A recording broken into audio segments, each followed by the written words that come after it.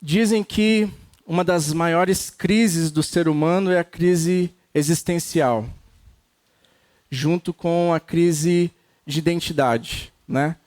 Tem psicólogo aqui, espero não falar bobagem.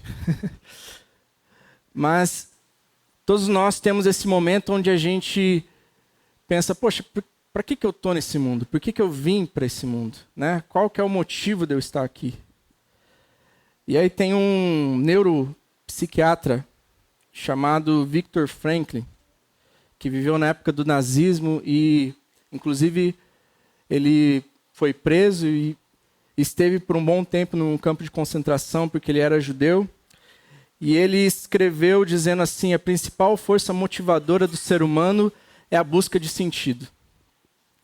E nós lembramos que na nossa cantata de Natal, lá na Cidade das Sombras, havia um personagem, dois personagens que estavam naquela cidade onde eles acordavam, trabalhavam, dormiam, acordava, trabalhava, dormia, e aquilo era feito de uma forma constante e eles se viram assim sem muito sentido na vida.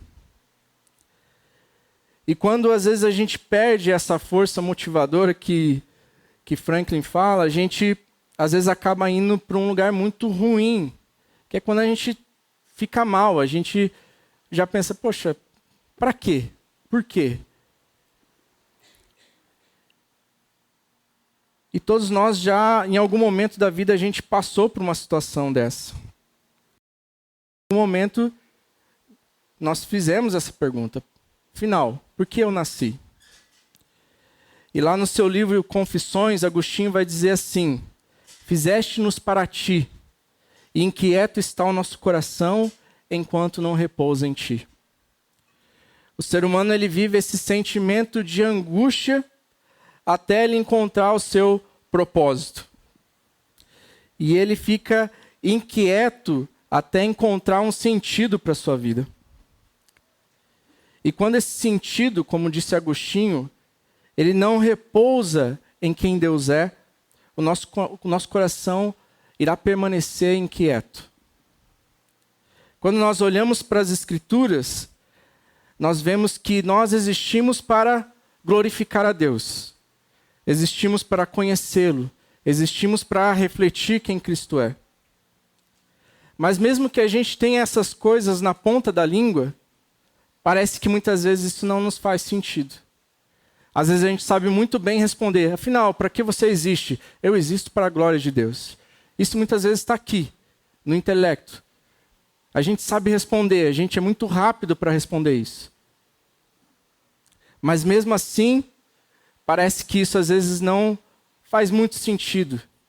Porque não responde às vezes essa pergunta que nós temos, que é: qual é o meu chamado diante de Deus? Ok, eu existo para a glória de Deus, mas para que Deus está me chamando?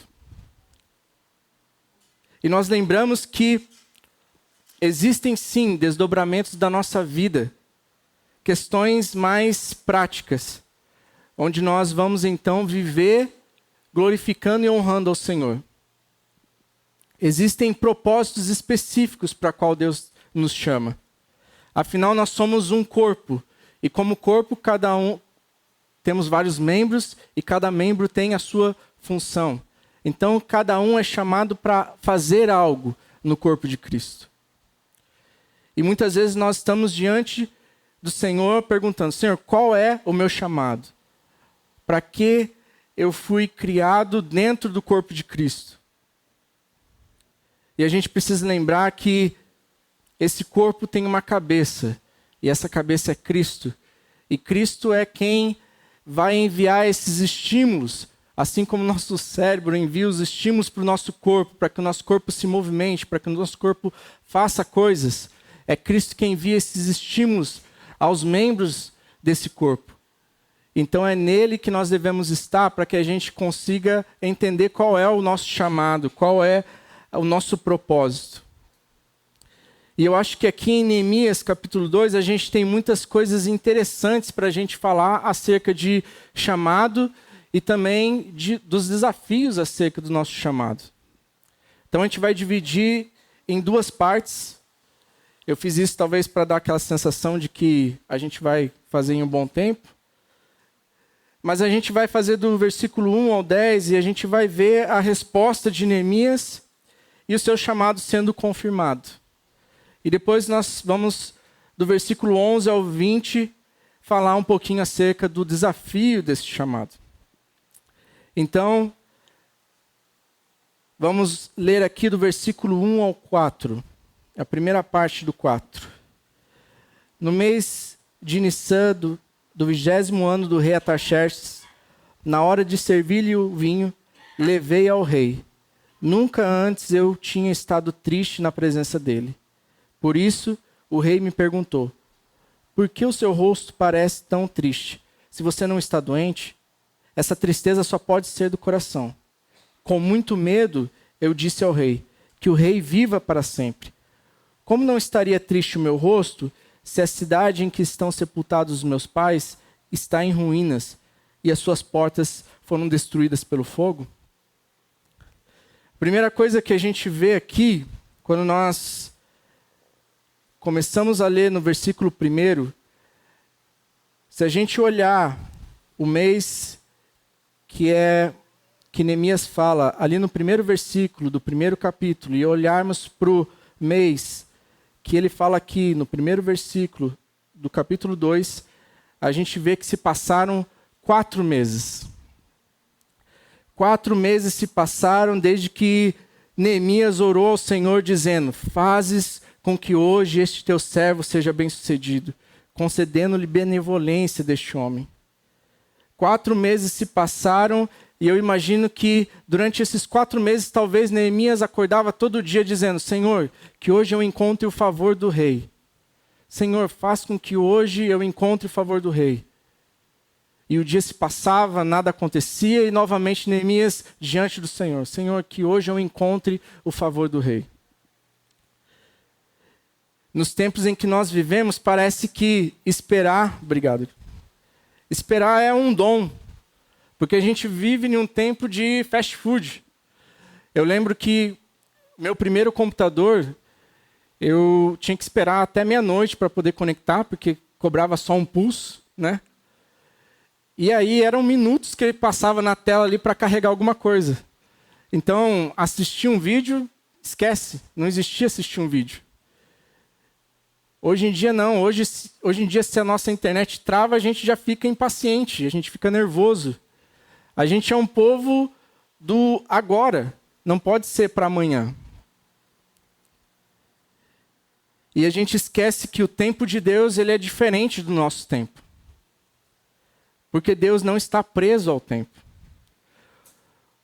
Tozer ele vai falar que essa questão do tempo foi criada para nós.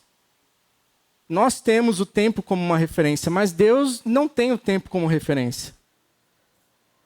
Por isso Deus ele nunca se apressa e ele nunca tarda, porque ele não está preso a questões temporais.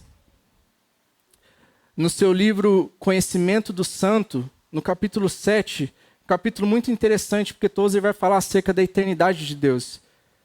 Se você quiser, você entra na internet, coloca o nome do livro, tem lá disponível. E ele fala assim: Deus habita na eternidade, mas o tempo habita em Deus. Ele já viveu todos os nossos amanhãs, assim como viveu todos os nossos ontens. O tempo de espera em Deus é um tempo precioso e não pode ser considerado um tempo perdido. E talvez um pouquinho mais para frente a gente vai entender a importância desse tempo. Mas eu acho que a gente precisa ter em mente acerca de que quando Deus nos chama, esse tempo que a gente está esperando nele, ele não é perdido. Aquele que pensa muitas vezes e age muitas vezes de forma inconsequente, de forma tola. O próprio Provérbios 14, 29 vai dizer: o homem paciente dá prova de grande entendimento, mas o precipitado revela insensatez. E quantas vezes a gente já conheceu alguém que age no impulso e muitas vezes você olha e veja: poxa, que que falta de maturidade. Aquela pessoa que pensa e age e muitas vezes acaba tendo as consequências por causa disso. Então, talvez tenha algo no seu coração queimando acerca daquilo que Deus tem chamado você. E olhando para Neemias, eu acho que a gente pode ver o quanto é importante a gente orar acerca disso, o quanto é importante a gente jejuar acerca disso, mas o quanto também é importante a gente esperar no Senhor. E aí depois desse tempo de espera, Neemias tem essa confirmação de Deus. E isso talvez é uma das coisas que mais nos pega, que é entender como eu sei que Deus está confirmando aquilo que Ele colocou no meu coração. E eu acho que quando a gente olha para Neemias, a gente vê Neemias orando para que ele encontrasse o favor do rei. Porque era isso que era necessário para que ele pudesse, então, executar aquilo que Deus estava colocando no seu coração. Por isso eu acho que é importante para nós que a gente pense acerca daquilo que é necessário para a gente fazer o que Deus está nos chamando. Eu acho que esse é um bom começo. Se Deus tem colocado no seu coração algo, o que é necessário para que Deus então, ou para que você então, cumpra aquilo que é a vontade de Deus. Se Deus tem colocado no seu coração ensinar, por exemplo, o que é necessário para que você ensine? Se Deus tem colocado você para cuidar das crianças, o que é necessário então você ter para cuidar das crianças? E à medida que essas coisas forem se colocando no lugar, você tem então essa confirmação de Deus de que aquilo que Ele tem te chamado realmente é aquilo que você tem que fazer. Ou se você tem essa dúvida acerca daquilo que é o seu chamado, você começa a ver então essa confirmação de Deus. Agora, uma coisa interessante é que, mesmo Deus nos chamando, e mesmo a gente tendo a convicção desse chamado, quando a gente olha aqui para Neemias,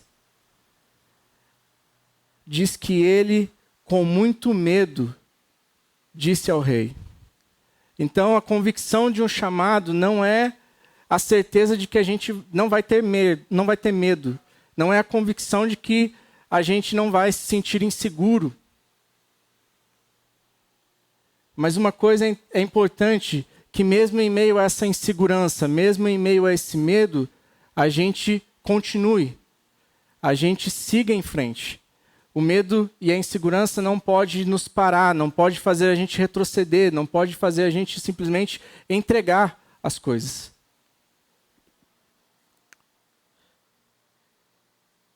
E aí alguns vão dizer aqui que Neemias talvez tenha agido de uma forma estratégica, né?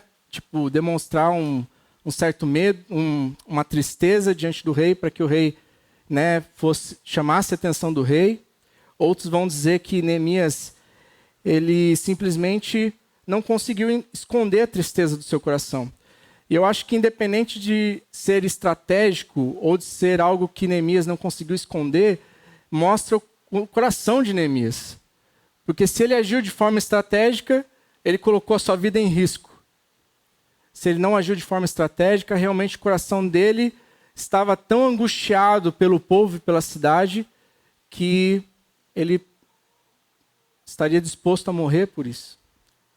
E talvez não faça muito sentido para a gente pensar, poxa, mas espera aí, medo, morrer, por quê? O rei simplesmente fez uma pergunta para Neemias. Não é algo, tipo assim, né, tão terrível assim.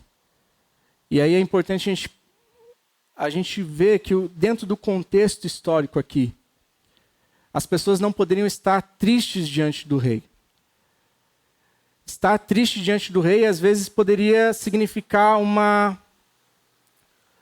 falta de respeito. Lembra que Neemias era o copeiro do rei. Neemias era responsável por provar a bebida antes de dar ao rei, para ver se a bebida não estava envenenada. E os reis, a gente vê isso na história, não só na Bíblia, mas na história no geral. Muitos reis eram bem bem malucos em relação a essa questão de qualquer pessoa podia tentar contra a sua vida. Então, a todo momento, eles estavam pensando, poxa, alguém aqui pode querer tomar meu trono. Então, alguém que servia a bebida do rei e provava antes, para ver se não estava envenenado, aparece diante do rei com uma cara triste, já acendia um alerta. Poxa, peraí, o que está acontecendo? Será que eu bebo isso aqui? Né?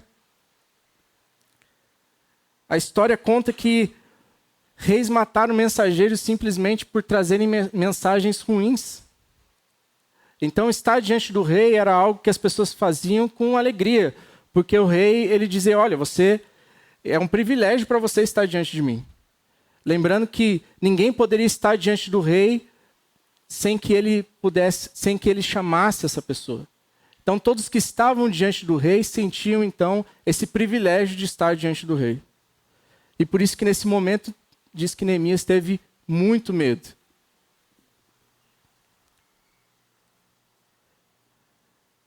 Mas Neemias talvez vai, agora sim, ao meu ver, usar um pouco de estratégia. Porque quando o rei pergunta para ele por que ele estava triste, ele responde, eu disse ao rei, no versículo 3, eu disse ao rei, que viva o rei para sempre. Como não estaria triste o meu rosto se a cidade em que estão sepultados os meus pais está em ruínas e as suas portas foram destruídas pelo fogo? Veja que interessante a resposta de Neemias, porque Neemias não chega falando assim, poxa rei, como que eu não vou estar triste se Jerusalém está em ruínas? E qual o motivo para ele não citar o nome da cidade aqui?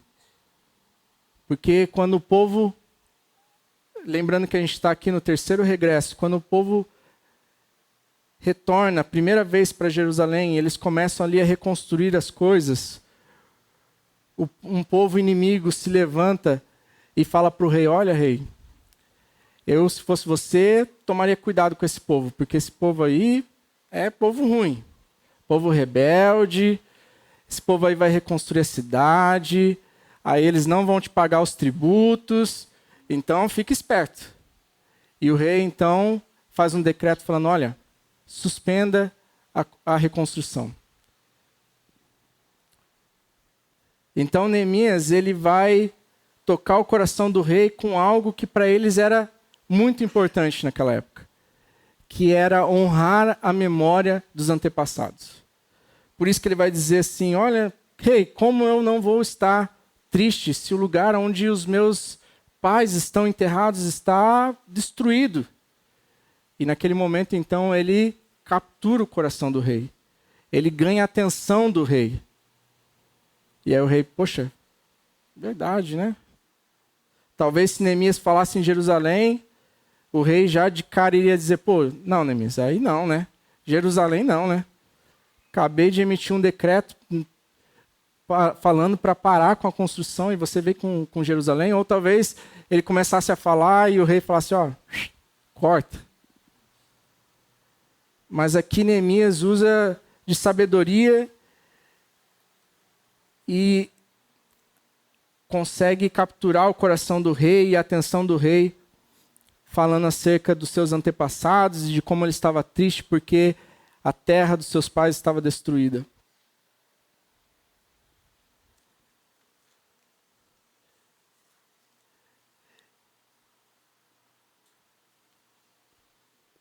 E então, o rei lhe faz essa pergunta, dizendo a ele, o que você gostaria de pedir? Isso é interessante porque Neemias estava diante de um dos maiores impérios da terra. E o rei fala assim, ok, Neemias, o que você gostaria de pedir?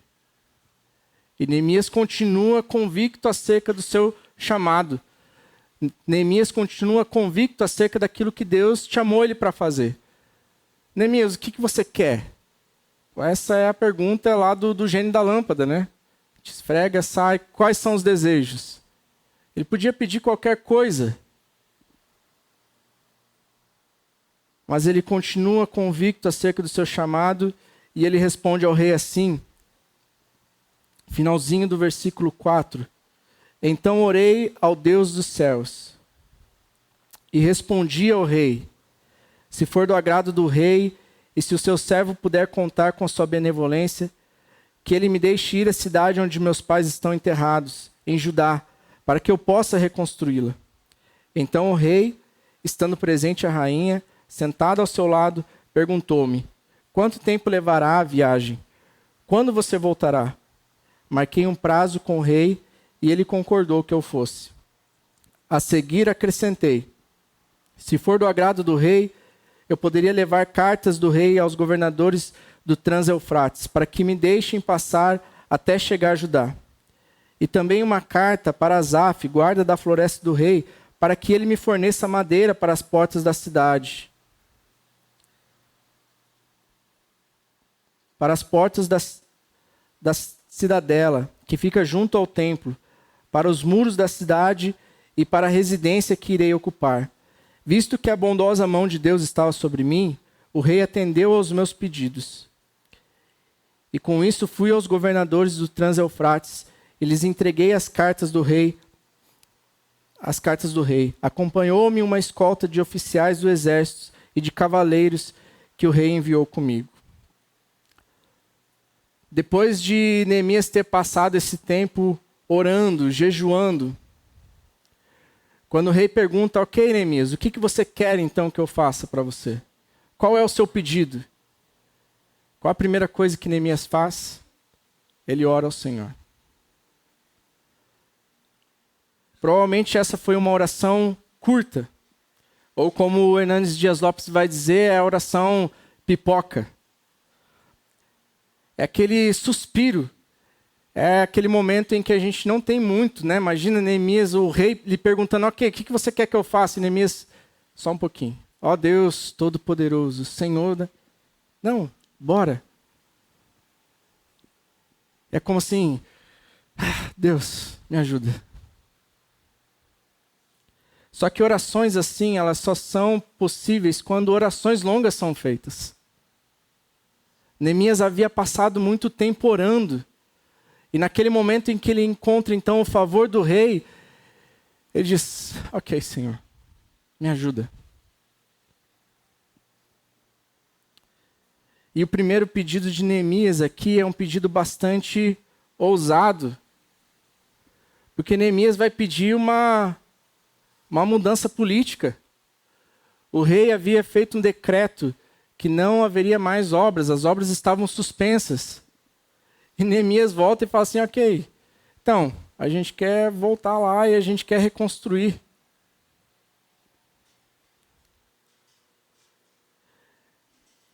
E é importante a gente lembrar que para esse contexto histórico aqui, a lei dos Medo-Persas era uma lei irrevogável. A lei era mais importante que o rei. A lei estava acima do rei.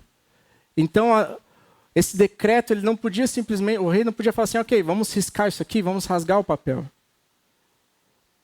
A gente vê isso na história de Daniel, na história de Esther. O rei é levado a fazer decretos que depois ele se arrepende, ele se entristece por aquilo, mas ele não podia voltar atrás. Mas Provérbios 21 diz que o coração do rei é como um rio controlado pelo Senhor. E ele dirige para onde quer. A ideia aqui é como se houvesse um leito de rio, e aí existe algum lugar onde precisa de água, então o leito ele é desviado para que a água chegue aonde precisa. Ou seja, o coração do rei, ele está na mão do Senhor. E por isso que quando nós nos colocamos de joelhos diante do Rei dos céus, a gente permanece de pé diante de qualquer rei na terra. E lembra, foram 4 meses até chegar esse momento. E eu acredito que esses 4 meses foram importantes para que Neemias, nesse momento, chegasse diante do rei e pudesse falar isso com clareza. Você já pensou se Neemias tivesse sua oração respondida naquele primeiro dia? E aí ele se encontrasse com o rei e o rei falasse, ok, o que você quer, Neemias? Então, o rei perguntasse para ele, ok, quanto tempo vai levar? Quando você vai voltar? Só um pouquinho. Esse tempo, muitas vezes, ele é um tempo importante. Importante para que a gente pense, planeje, pesquise, tenha informação acerca daquilo que Deus está chamando a gente para fazer. Como eu comentei, às vezes Deus está te chamando para ensinar, ok. E se eu chegasse e te chamasse, ok, venha, ensine. Não está lendo a Bíblia, não está estudando, não está, não está lendo um livro. Então, diante daquilo que Deus tem te colocado, diante daquilo que tem sido o seu chamado,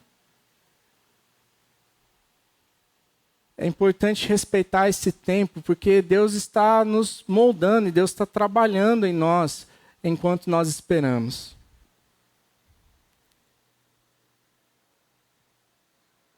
Então, esteja com o coração aberto para aquilo que Deus quer fazer. Ore, jejue, espere. Se prepare para aquilo que Deus tem te chamado. E saiba que nem tudo vai ser flores.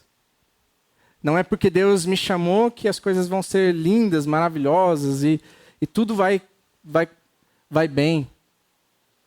Porque a gente vê aqui no versículo 10...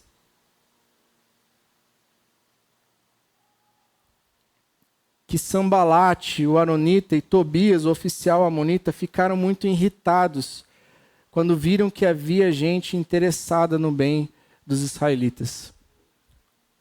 Paulo vai falar em Efésios 6:12, pois a nossa luta não é contra pessoas, mas contra poderes e autoridades, contra os dominadores deste mundo de trevas, contra forças espirituais do mal nas regiões celestiais. Eu acho que é importante a gente lembrar que existe um mundo espiritual. E um mundo que se levanta contra tudo aquilo que é de Deus. Existe uma batalha, talvez não da forma como muitos pregam, mas existe. E às vezes, por a gente ouvir tantas coisas absurdas, a gente começa a ir para um outro extremo, que é, não existe esse lance de batalha espiritual, de guerra espiritual. E eu acho que existe um bom lugar de se estar quando a gente pensa acerca dessas coisas. E a gente precisa lembrar, o inimigo vai se levantar contra tudo aquilo que é de Deus.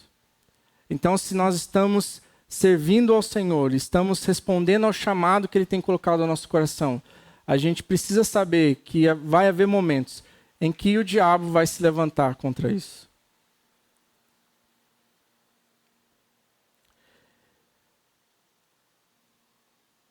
Se não houver oposição, talvez você esteja jogando no time contrário. E aí, realmente, não há necessidade de se preocupar. Mas se você estiver jogando no time de Jesus, vai ter um adversário.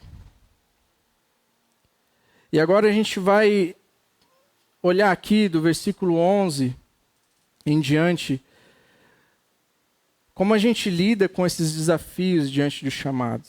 Como a gente resolve os problemas que vão surgindo diante desse momento em que nós, então, damos um passo a mais. Versículo 11 ao 16. Cheguei a Jerusalém e depois de 3 dias de permanência ali, saí de noite com alguns dos meus amigos. E eu não havia contado a ninguém o que o meu Deus havia posto em meu coração que eu fizesse por Jerusalém. Não levava nenhum outro animal além daquele que eu estava montado. De noite saí pela porta do vale na direção da fonte do dragão e da porta do esterco, examinando o muro de Jerusalém, que havia sido derrubado, e suas portas, que haviam sido destruídas pelo fogo. Fui até a porta da fonte e do tanque do rei, mas ali não havia espaço para o meu animal passar. Por isso subi o vale ainda de noite, examinando o muro. Finalmente voltei e tornei a entrar pela porta do vale. Os oficiais não sabiam aonde eu tinha ido ou o que estava fazendo, pois até então eu não tinha dito nada aos judeus, aos sacerdotes, aos nobres, aos oficiais e aos que iriam realizar a obra. Neemias, então, ele faz essa viagem de 1.500 quilômetros. São quase 4 meses de viagem. E a primeira coisa que ele faz, é claro, ele vai descansar. Então ele descansa, ele fica ali por 3 dias e depois disso, diz que ele se reúne com alguns amigos e ele sai de noite para rodear a cidade e poder, então, avaliar como as coisas estão. E isso é algo que me chama a atenção, porque diante do nosso chamado, ou diante da nossa a vida cristã, ela não pode ser vivida sozinha. A gente precisa de pessoas, de amigos, que vão estar ao nosso lado e que vão ser pessoas na qual a gente vai compartilhar o nosso coração. Não são todas as pessoas, mas a gente precisa dessas pessoas. Eu gosto quando o Kaká fala que a gente precisa ter alguém na nossa vida que a gente vai ligar nos nossos melhores e nossos piores dias. Alguém que vai orar com a gente. Alguém que vai caminhar com a gente. Alguém que vai ser sincero. Que talvez a gente vai colocar o que está no nosso coração e vai falar, poxa, eu acho que, cara, você não precisa pensar um pouco melhor sobre isso. Mas é importante também a gente, diante daquilo que Deus nos coloca, daquilo que Deus coloca nas nossas mãos para serem feitas, é importante a gente também ser cuidadoso e olhar aquilo que a gente precisa fazer. Neemias, ele sai rodeando a cidade e a ideia que dá é que ele olha cada brecha, cada rachadura, cada coisa que precisa ser consertada. A palavra que é usada aqui para examinar é uma palavra que os médicos usavam, que era quando o médico analisava a extensão do dano. E aí, então, ele podia aplicar uma cura para a pessoa. Então, era aquele olhar clínico. Neemias, ele rodeia a cidade olhando cada coisa que ele precisa. E a gente, então, aprende que diante daquilo que Deus coloca nas nossas mãos, é importante ter esse olhar de cada coisa que a gente precisa para fazer aquilo que Deus está nos chamando. E Neemias, então, diz que ele não chega contando para todo mundo quais são os seus planos. E a gente sabe que às vezes tem pessoas que falam demais. Às vezes nem aconteceu e elas estão falando. E muitas vezes isso não é saudável.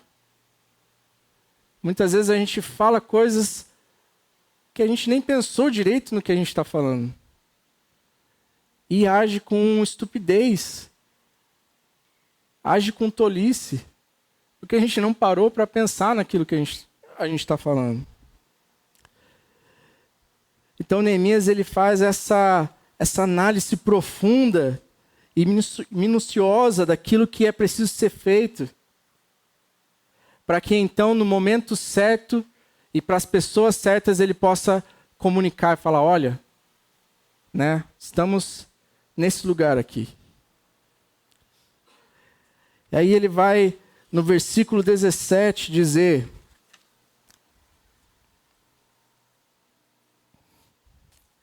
então eu lhes disse, vejam a situação terrível em que estamos. Jerusalém está em ruínas e suas portas foram destruídas pelo fogo. Venham, vamos reconstruir os muros de Jerusalém, para que não fiquemos mais nessa situação humilhante. Também lhes contei como Deus tinha sido bondoso comigo e o que o rei me tinha dito. Neemias agora então chama o povo que vai participar dessa reconstrução. E ele manda a real, fala, ó, a situação é vergonhosa. E talvez a gente olhar assim, mas por que, né, só uma cidade, só uns muros destruídos? Mas a gente lembra que as cidades muradas eram cidades fortificadas, eram cidades seguras, eram cidades onde podia se estabelecer uma vida normal, onde o comércio poderia então funcionar e as coisas então poderiam voltar a funcionar como deveriam. Uma cidade sem muro era uma cidade que estava envergonhada. É uma cidade como se estivesse nua diante dos inimigos. Qualquer um poderia entrar e sair daquele lugar. Então, para eles era uma vergonha estar com a cidade daquele jeito. E Neemias fala, olha, cara, a gente está numa situação vergonhosa, olha como nossa cidade está. Mas Neemias também fala algo que eu acho que é extremamente importante. Não só essa análise, não só saber, olha, como estão as coisas. Mas Neemias conta para eles acerca de como Deus estava com Neemias. De como Deus havia sido bondoso com Neemias. Eu acho que para nós, como igreja, como a gente tem falado, nós temos cadeiras vazias aqui. Essas cadeiras vazias são porque nós enviamos pessoas para plantar uma nova igreja. E nós temos o desafio diante disso, de organizar as coisas, de reestruturar coisas. Nós temos o desafio de preencher essas cadeiras. E preencher essas cadeiras com pessoas que não conhecem o Senhor. Não que a gente é contra aqueles que já conhecem o Senhor. Mas tem um mundo lá fora. Tem pessoas lá fora que precisam ouvir acerca do Evangelho. E essas cadeiras estão vazias e é como se fosse um convite para que você convide alguém para estar aqui. Para que você compartilhe o Evangelho com alguém. Talvez você pensava assim, poxa, se eu trouxer meu amigo, né, algum tempo atrás, ele nunca mais vai voltar, né? Porque às vezes nosso pós-culto era extremamente caótico. E hoje nós temos espaço. E esse espaço é o espaço que o Senhor nos dá para que Ele faça a sua obra no nosso meio. Se tem algo que eu posso falar para nós como igreja, que seja como um encorajamento, que seja como algo para motivar o nosso coração, não querendo ser coach aqui, mas eu acho que é importante a gente olhar de como até aqui o Senhor tem sido bondoso com a nossa igreja. Sabe, diante de tudo que a gente já passou, como Deus tem colocado a sua mão sobre nós. E como Deus tem sido bondoso com a gente. E diante dos desafios que a gente tem, a gente precisa lembrar dessa bondade do Senhor. E lembrar de tudo aquilo que Ele tem feito.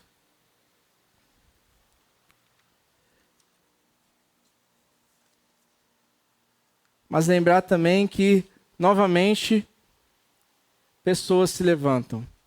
Novamente, o inimigo de Deus se levanta. E aqui nós vemos que, logo depois de Neemias dar essas palavras ao povo, e o povo falar assim, sim, vamos reconstruir. E eles se encheram de coragem para a realização desse bom projeto. Logo em seguida, o que acontece? Quando, porém, Sambalate, o aronita, Tobias, o oficial amonita, e Gesem, o árabe, souberam disso, zombaram de nós, desprezaram-nos e perguntaram, o que vocês estão fazendo? Estão se rebelando contra o rei?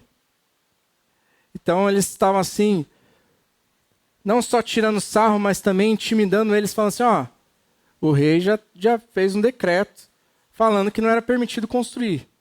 E agora vocês vão construir alguma coisa? Vocês estão se levantando contra o rei? E isso com certeza ia gerar uma intimidação no povo, pois o rei já havia feito um decreto que não era para ser feito. Nada mais. E reconstruir algo poderia significar uma rebelião contra o rei. E eles tentam então intimidar o povo. E esses personagens, eles aparecem em outros momentos aqui na história. E se a gente for ver, Sambalate, ele era governador de Samaria. Samaria ficava na região norte de Judá. Então nós lembramos que o reino de Israel ele foi dividido entre norte e sul. E quando o reino do norte foi invadido, houve uma mistura de povos. E essa mistura de povos deu origem aos samaritanos. Que são os samaritanos que nós vemos no Novo Testamento, que havia essa rixa entre os judeus e os samaritanos, porque os judeus consideravam os samaritanos teologicamente desviados. E eles, volta e meia, se estranhavam.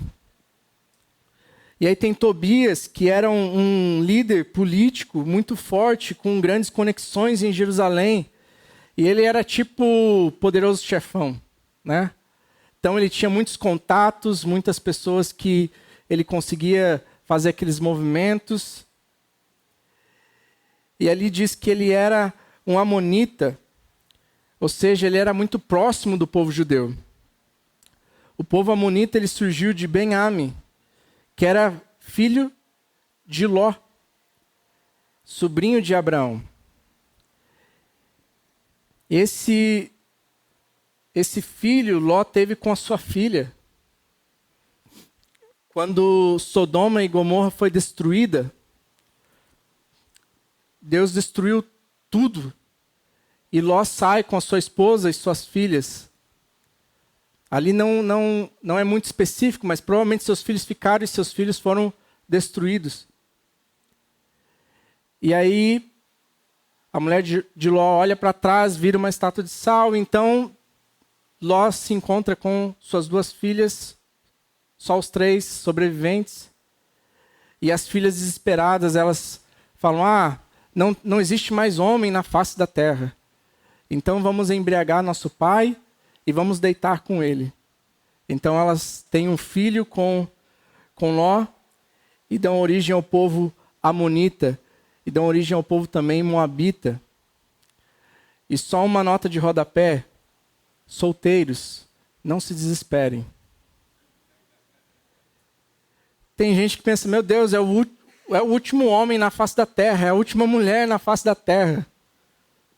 E aí se enfiam em lugares que depois as consequências vão ser ruins. Então não se desespere. Espere no Senhor. E aí a gente tem esse povo que estava na região leste. E nós temos também Gesem, também inimigo de Israel, alguém que tinha muita influência, alguém que tinha muito controle sobre as rotas comerciais e que ficava ao sul de Judá. Então, quando Israel olhava, ao norte ele tem inimigo, ao leste ele tem inimigo, ao sul ele tem inimigo. Por onde Israel olha, tem pessoas que querem o seu mal.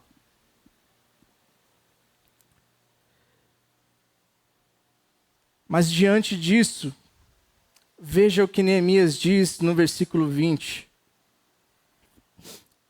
Eu lhes respondi, o Deus dos céus fará que sejamos bem-sucedidos. Nós, os seus servos, começaremos a reconstrução. Mas no que lhes diz respeito, vocês não têm parte nem direito legal sobre Jerusalém. E em sua história não há nada memorável que favoreça vocês.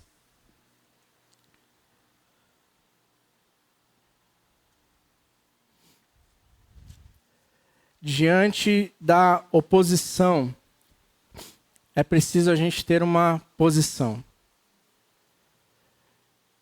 Quando Deus nos chama para fazer algo, e pessoas se levantam, e situações se levantam, a gente precisa tomar uma posição diante disso. E a posição que a gente precisa ter é colocar Deus na posição certa. Porque a primeira coisa que Neemias fala, o Deus dos céus fará. E eu acho que muito mais do que ser bem-sucedido, talvez a gente poderia focar nisso. Olha, Deus fará, diz que fará com que eles sejam bem-sucedidos. Eu acho que antes da gente pensar em um chamado bem-sucedido, a gente precisa lembrar, Deus fará aquilo que precisa ser feito. A gente precisa lembrar quem nos chamou. Quem está nos enviando? Quem está cuidando da igreja? Porque quando a gente olha para o Senhor, então, qualquer coisa que apareça, qualquer situação que se levante, qualquer oposição que a gente tenha, não que isso não nos afete, não que isso não nos prejudique, não que isso não nos deixe mal, mas a gente indo para o Senhor e lembrando quem o Senhor é, a gente consegue avançar, a gente consegue prosseguir. Às vezes a gente tem que estar diante de Deus como Moisés e falar, Senhor, se o Senhor não for com a gente, então não me faça ir. Porque muitas vezes a gente quer tomar a frente, a gente quer ir e a gente deixa Deus para trás.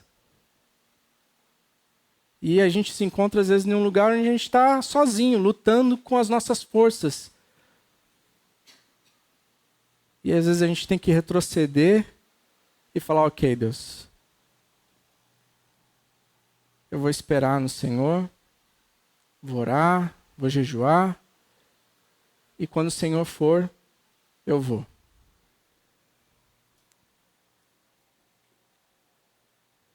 E eu acho que uma coisa interessante para nós é que isso faz parte de uma história maior.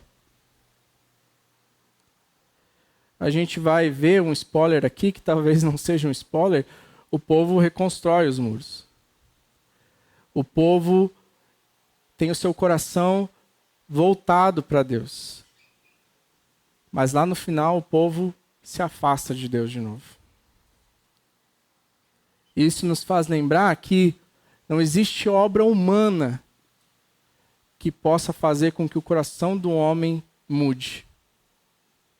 Não há nada que o homem faça, não há nada que o homem construa que vai fazer com que o coração dele mude. Somente as madeiras da cruz é que são capazes de construir um caminho que realmente nos leva até Deus. Somente a cruz de Cristo reconstrói esse caminho. E a gente começou falando acerca de propósito. E o primeiro propósito de Deus para nós é que a gente conheça Cristo.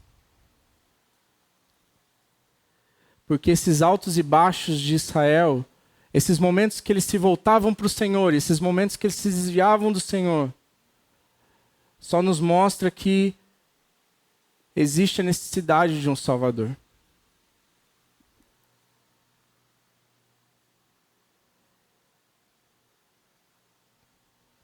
E somente Cristo pode fazer com que esse coração de pedra se transforme em um coração de carne. E esse coração, então, se torne capaz de amar o Senhor de verdade. Então, esse é um convite de Deus para que a gente encontre o propósito na nossa vida. Mas esse propósito começa em Cristo.